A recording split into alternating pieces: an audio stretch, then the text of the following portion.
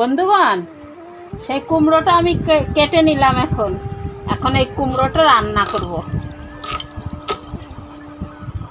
ভাজি করব কুমড়োটা। দেখুন কাটা ধোয়া হয়ে গেছে, আমি লঙ্কা চিড়ে নিয়েছি।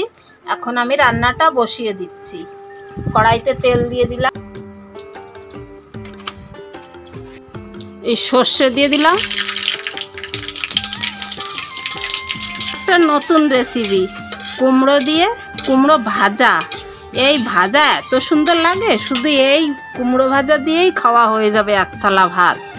দেখুন বন্ধুরা, আপনারাও এইভাবে করে খেয়ে দেখবেন, খুব সুন্দর লাগে। এইভাবে কুমড়ো ভাজা খুব ভালো লাগে। লবণ দিয়ে দিয়েছি, হলুদ দিয়ে দিলাম,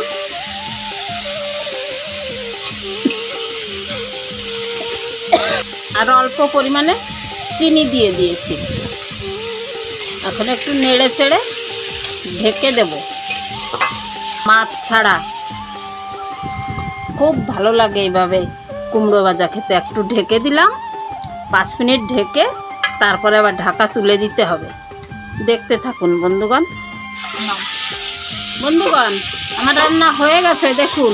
এখন নামিয়ে নেব। এটা খুব সহজ রান্না আর খুব তাড়াতাড়ি হয়ে যায়, খেতেও খুব ভালো লাগে। দেখুন বন্ধুগণ, হয়ে গেছে আমার কুমড়ো রান্না।